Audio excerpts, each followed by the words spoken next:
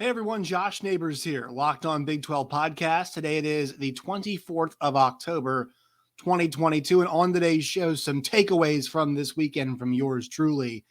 TCU in the college football playoff.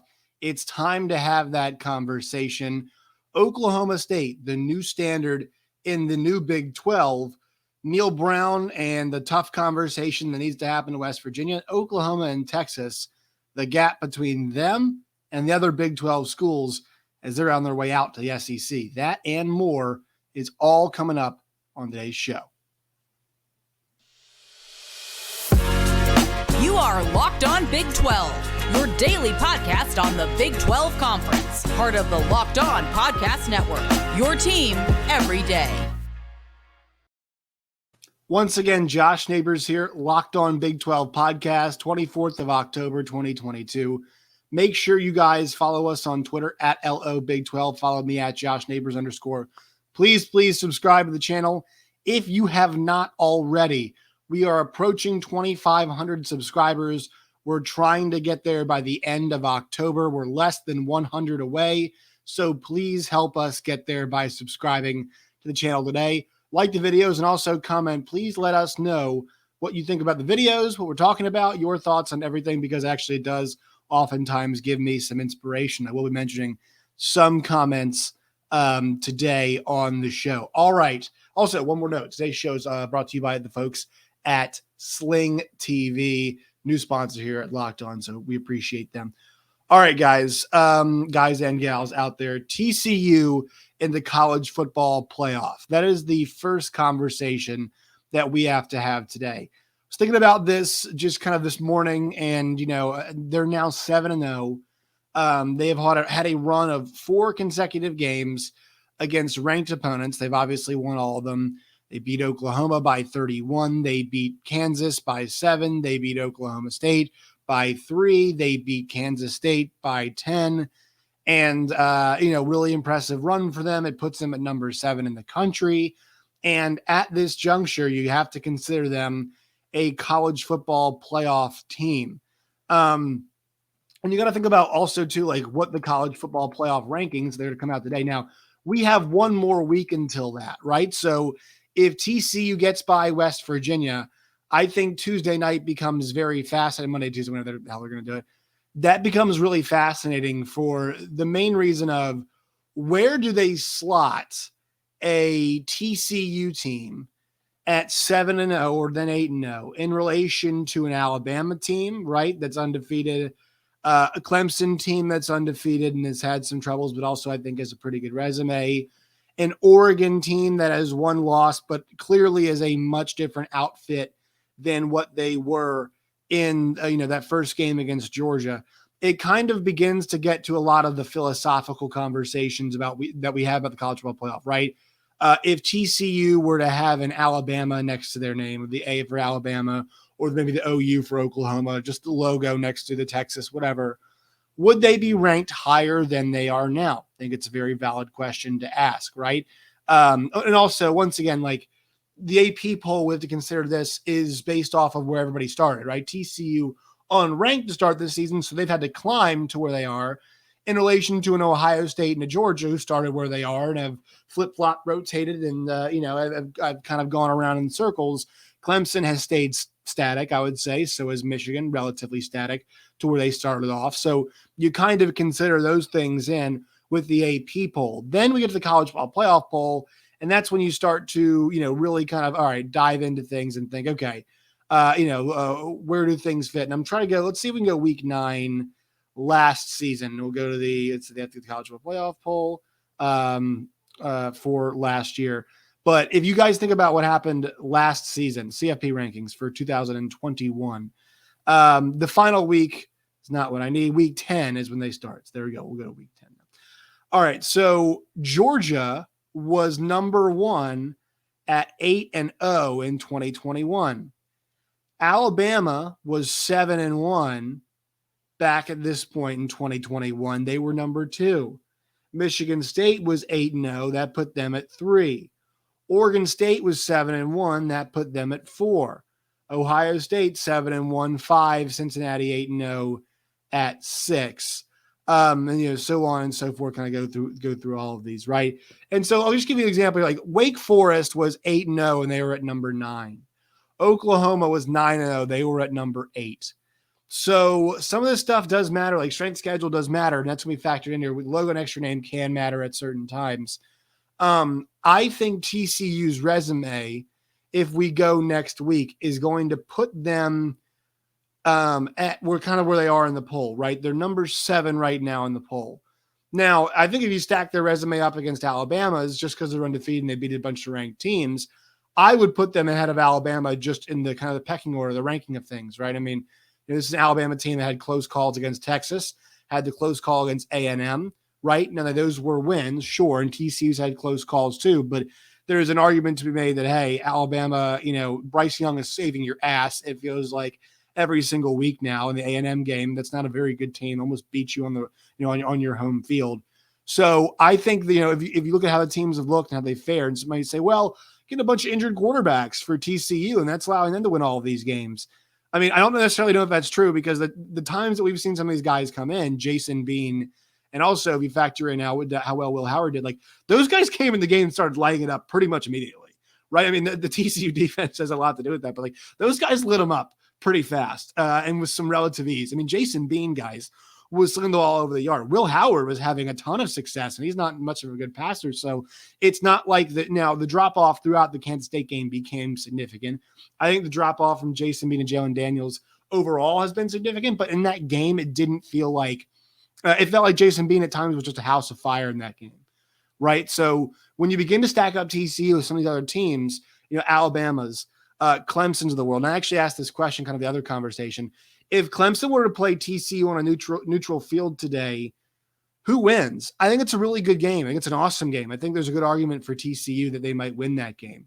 I think there's an argument for Clemson to win that game as well, obviously. But I think TCU has shown that, the ability that they just don't really back down from anybody. They do start slow.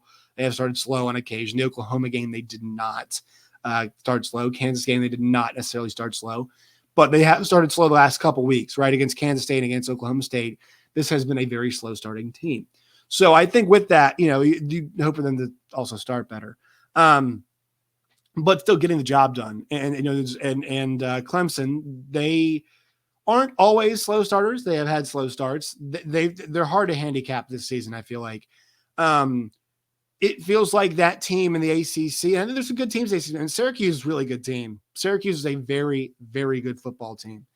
And they pushed Clemson to the brink at home. But Clemson got pressed a little bit against a team that actually had a defense, and it turns out look, NC State had a good defense too. DJ lit it up. But in that game, they played a second good defense. It turns out that, DJ cannot get the job done all the time. They had to flip quarterbacks. Now, I don't think Klubnik was necessarily awesome. I know the numbers say he did okay, did well, and DJ's still the quarterback, but that team's got some serious questions, and I wouldn't want to be in a situation where I'm playing TCU and they're lighting the scoreboard up because that Clemson secondary, ooh, yikes, at times it's been bad, and they got some guys back now, but still, it's not like it's been this awesome secondary. TCU's would ask some questions there, right? So now we're getting the conversations of resumes, who would win on a neutral field, who are the logos, right? These are all the philosophical conversations that we have to think about for TCU in the college football playoff. I will say this, as far as it goes for other college football playoff teams, potentially in the Big 12, there's one other contender in my opinion. And there's only one left at this point in time. It's got to be Oklahoma State, right? The one loss team and the undefeated team in this league. Those are the two schools right now that could make college football playoff. The nice thing for Oklahoma State at this point is that they lost early enough, so like midway through October, right? They lost to a team that they're probably going to have a second shot against in the college football playoff. Or excuse me, the college football playoff, in the Big 12 championship game, right? So that is very helpful in addition to that. And so they've got a chance now to rip off 7 straight wins. They're also in the AP poll. They're back in the top 10, right? So this is now a football team in Oklahoma State who's right there also at 6-1 at Kansas State, at Kansas, Iowa State, at Oklahoma, West Virginia, and then, in this scenario, TCU at the end of the tunnel. If you rip off 6 straight there, would you need some help? Probably, yes. But the good news for you is that there is going to be a loser of the Michigan and Michigan State, Michigan State. There's going to be a loser of the Michigan and Ohio State game, right? So that's absolutely going to give you an advantage. The one thing that you would also hope and pray for is a Georgia versus Alabama Big 12 SEC championship game in which Georgia gives Alabama loss number 2. Now, we didn't get that last year. That would have created an interesting conversation if Georgia had won that game. Would have been interesting to see who that, and I know Oklahoma State didn't win the Big 12 championship game. That would have created a really interesting scenario. So, you've got looking at everybody ahead, right? Georgia and Alabama are both ahead. They have to play. So you're praying and hoping that Georgia can beat Alabama. If that's the case, there's one team gone ahead of you. Tennessee would not be playing in that SEC championship game. They do have to win over Alabama, which is going to help them, but still, it'd be a one-loss non-conference champion. So that's the team you're being stacked up against. Michigan and Ohio State. The loser of that game is going to be a one-loss non-conference champion. That's a team that you're going to be stacked up against as well. And then Clemson is going to be an undefeated conference champion, it looks like at this point. Carolina, maybe. Carolina puts a scare into them in the ACC championship game. Carolina's got one loss at this point in time. So that's North Carolina. Yeah, they're 6-1 at this point. North Carolina is. That one loss being a pretty ugly Notre Dame loss. But still, they've got a lot left in the schedule. They got Wake Forest left, so that could be a team that can, potentially knock off Clemson. But at this point, Oklahoma State is not out of this thing. Definitely not. It would be interesting to see them compared against Oregon. Oregon's such an interesting case because they've got the one loss, and it is to Georgia, right? The loss is to Georgia. But it's a bad loss. So you probably lost to a playoff team, but the loss is really bad, but you're a different team now. And so the conversations between and Oregon's number right now, 6-1. They are number 8 in the country. Oklahoma State is 9-0. They are 6-1. They're number 9 in the country. I just think now we're kind of at a place where TCU, if you do lose a game, it better be to Texas and it better be close, right? Oklahoma State on the road, double overtime against a top 10 team, we can stomach that, especially if you're a one-loss conference champion. If you're TCU, it cannot be a loss to West Virginia. It cannot be Texas Tech. It cannot be at Baylor. It cannot be Iowa State. It probably has to be a close loss at Texas. Maybe a close loss at Baylor, if you're lucky, if you want to stay in this thing. But when you lose does matter. And it's annoying that that's part of this conversation. But I do think when you lose matters. If you're not Alabama, if you're not Michigan, if you're not Ohio State. And I know it's just 1 week later at this point, but that makes all the difference. TCU's next game they're going to play now is on the 29th of October. So basically in November. It's tough to lose games at that point in time and still go on to make the college football playoff if you're not one of those big brands. So I think we have to enter TCU and submit them into the conversation now. Is going undefeated hard? Yes. Is it now on the table? Yes. We've got to talk about that. And that the Big 12 is squarely in the college football playoff hunt. I would also include Oklahoma State in there. TCU undefeated conference champion, obviously your best shot. Oklahoma State 12-1 conference champion avenges their only loss which was on the road at a neutral site. That's still a pretty good bet, too. Would need some help for that to happen as well, though. But your best bet is still the Horned Frogs. But let's talk about Oklahoma State. They are becoming the standard for the new Big 12, in my opinion. Go back to last season. Who did Oklahoma need to beat to get in the Big 12 championship game? Oklahoma State. Who did Baylor have to get past in the championship game itself to win it all? Oklahoma State. Who has TCU had to beat this year to take number 1 spot in the conference? Oklahoma State. Who do we say Texas needed to be? So we're like, Texas is kind of back and they're right there. Oklahoma State. Oklahoma State has become this measuring stick, this standard. And when we talk about the new Big 12, we talk about a league where you lose Oklahoma and Texas, right? Oklahoma's program is one of the best programs out there. Texas obviously is the great name brand and everything, but I think Oklahoma is probably the best program overall. Talk about, title, whatever it is. You take that away. The best program in the Big 12, and the new Big 12 too, is the Oklahoma State Cowboys. Why is that? Because Mike Gundy, what he has built there out of the consistency is unbelievable.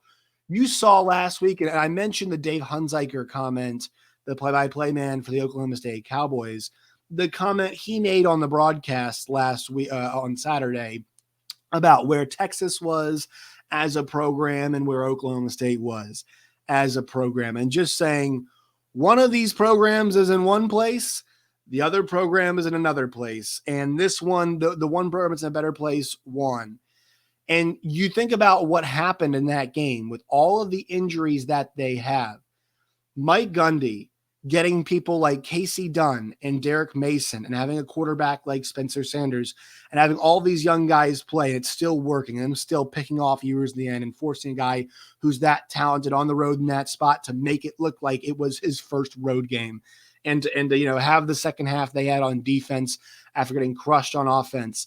Character. Mike Gundy is 155-70 during his time at Oklahoma State. 1, 2, 3, 4, 5, 6, 7, and probably on his way to number 8 in terms of 10-plus win seasons. All right. This guy wins games, goes to bowl games, and now it looks like they are going to be a constant competitor for the Big 12 championship. And look, they are banged up, they're rough, and they might not win this week. Against Kansas State, it's a really difficult game on the road. But when you're looking at who is setting standards right now, before this year, recent memory, and kind of moving forward, he's the best coach we have. He's the best coach that we've got. All right. He's number one. I don't think it's much of a conversation. You look at the coaches in the Big 12. You think about Dave Aranda, who we like a lot. Great, but he's still new. You think about Joey McGuire and Sonny Dykes, who have been around. Coach, Sonny Dykes, obviously head coach, along with Joey McGuire been a head coach, but guys have been around that we know of. Relatively new now to the league. I'm thinking about guys like Matt Campbell. I think is an awesome coach, but still, there are more so down years there. And I know it's Iowa State, so it's maybe not fair to measure it up. But Mike Gundy is a standard bearer. He really is that standard bearer for coaches and for consistency and for development and for putting guys into the National Football League. I mean, we're seeing it now on both offense and defense. They've had a ton of awesome wide receivers. It looks like they have a new crop of really good guys coming in. We got, Jelani Woods, who was a registered Oklahoma State guy. Obviously he's in the league now, but they didn't use him as much in the catching department as they should have. But still, they find these guys. They find them as more of the point. They develop them. They do a good job of that. I mean, I think Chuba Hubbard, another good example, right? He started this week, undrafted guy who is starting. We've seen tons of running backs, come from there too.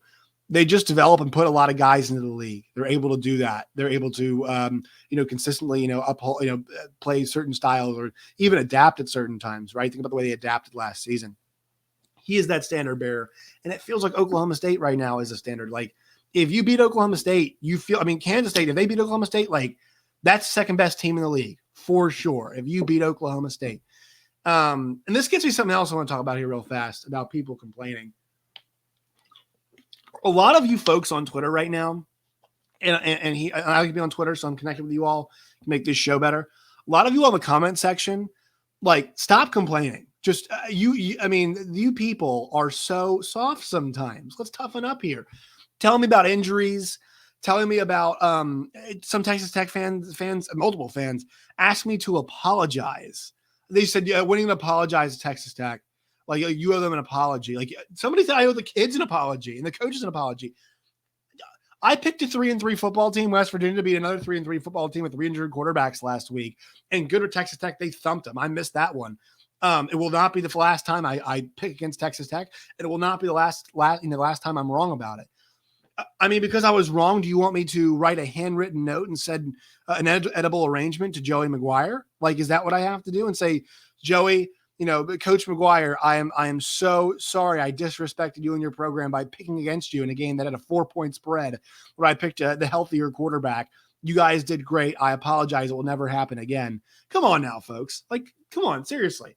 The injury excuses and stuff, that stuff needs to stop. It's football, all right? Let's toughen up some.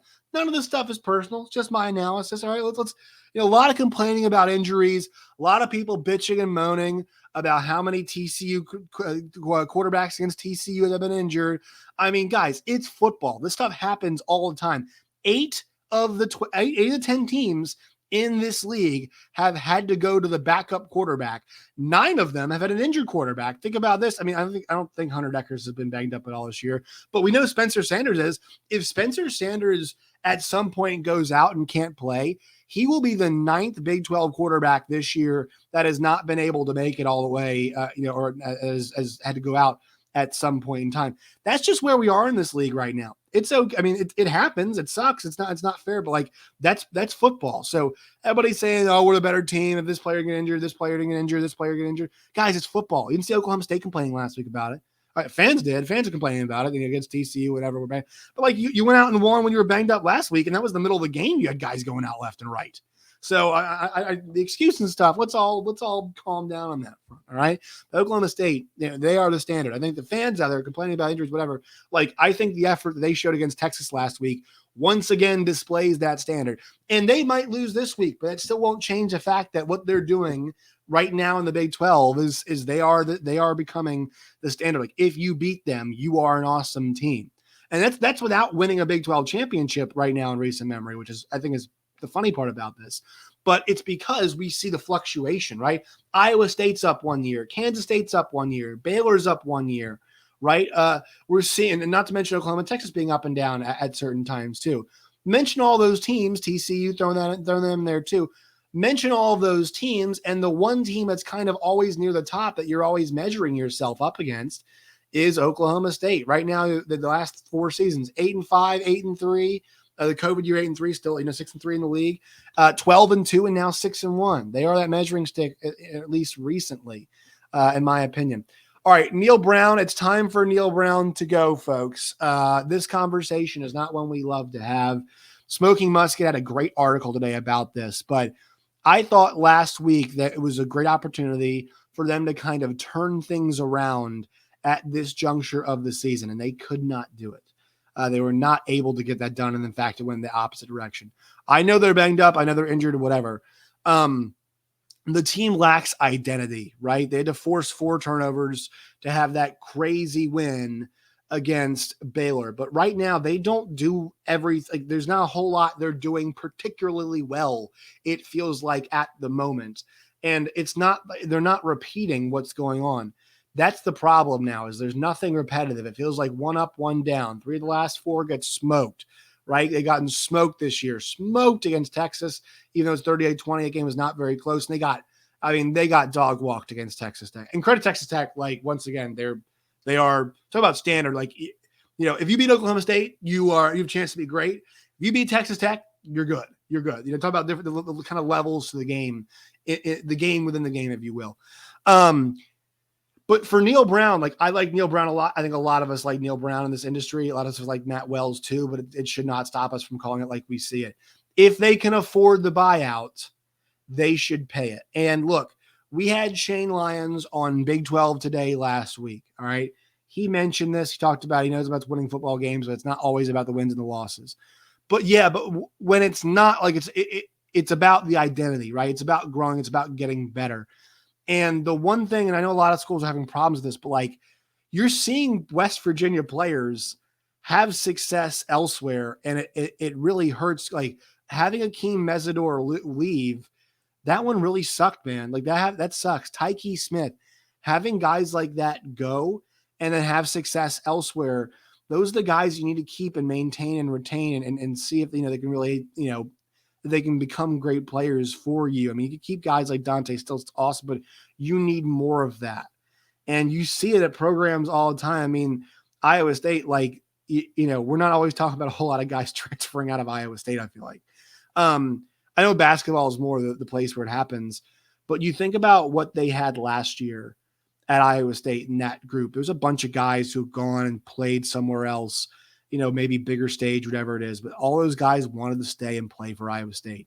That's what they all wanted to play and stay, and they wanted to be. And Neal Brown, it feels like there's been so much turnover for this program. They just can't keep everything kind of meshed together and and keep it the way they want it to. So I'm not going to harp on this for long. I don't want to be in those conversations, but I think that's the identifiable part to me. I think they've given him a fair shake, a fair chance. And I mean, hell, they even gave him an extension. They regret that now. But this program has really been through it. It's a great fan base. I feel bad because it feels like both parties were at fault for what happened with Dana Holgerson. And I thought there was a lot of upside with Neal Brown when he came in. It was a tough job, but it's just not gotten rolling the way they needed it to. And look, they're in a weird place because they're in the Ohio Mid-Atlantic. I mean, like, guys, when I drove to West Virginia last year, I mean, you're in Maryland. Maryland's right there next to West Virginia. The DMV is very accessible. The coworker Patrick Shuck at SiriusXM used to commute, and it was like an hour and a half, 2 hours every single day for him. But like, that's not very far away. It's not a long road trip, right? They've got Ohio and Western Pennsylvania, all in their backyard. And Florida's coming in too next year to the league, which I think is really important for them because the best teams they had built off Florida. And they play in Texas, but like they're kind of all over the map right now. I also think Cincinnati come back in the league is good for them because they're going to be able to play in Ohio, which is I think is a plus for them. But they're just in a weird spot, and geographically they're in a weird spot. But they're not, they're not playing. I used to have a series of Maryland, which I thought was really good for them. It's good to play Virginia Tech too. Like it's good. I think those series are going to help some of their recruiting. But I'm not sure if Neal Brown's the right guy to do it. I think it's a good job. I think it's a very difficult job. I think it's, you can build different kinds of things at West Virginia. We've seen high-powered offenses. I think we've seen some really good defenses there too, especially Neal Brown's group. It's tenuous to say Neal Brown should be done, but I think we've given enough time now. I think for them, as the Big 12 transitions, there's a lot of schools that feel good about their situation. They need to make sure that as this league changes, they're in a good spot and they don't fall behind Cincinnati. They don't fall behind BYU. They don't fall behind UCF and Houston because they're going to be going through transitions, but you don't want to wait too long to pull the trigger and then kind of they've caught up and you're behind them. And all of a sudden you feel like, you're trying to catch up to the new guys. And so for them, it's one step forward, two steps back. And I've mentioned those teams that go up and down and surge left and right. And we've had Iowa State at the top. We've had TCU at the top. We have had Oklahoma at the top. We've had Oklahoma State at the top. We've had Baylor at the top, right? Texas at the top. It is available in this league to go up and down, right? Maybe you're 6-6, 7-5, but if you build the right, and Kansas State, a good example this year, they've got a real good chance of going to the Big 12 championship game. If they win this week, there's a really good chance that they're going to the Big 12 championship game with having that tiebreaker win over Oklahoma State. They've got a chance. And this is one of those teams we're talking about. We're 6 guys on the all-conference team. West Virginia just not doing that right now. And they've come close in the past, but they're not getting over the hump. They're not there right now. And they're not one of those teams that surges up and down. They're stuck in the middle class. And it does not feel like they're at any point they're building towards having a team that can go up, win 9-10 games, compete for a title every 3 to 4 years. So it sucks, but if they've got the cash, I think it's the right time for Neal Brown. I think it is. And I'm not sure he's done. I mean, definitely not done coach. He's a young guy. I think it works out somewhere else. He was awesome at Troy. All right. Oklahoma and Texas can't close the gap right now. And this is very recent. We're going very, very recent here. Oklahoma's in a weird spot, so maybe more it's like Texas. But you think about them leaving for the SEC, and with their performances in the last couple years, last year and this season, it's really interesting to think about Texas and Oklahoma now in the next 2 or 3 seasons, 22, 23, 24, before they go in 2025. What does it look like?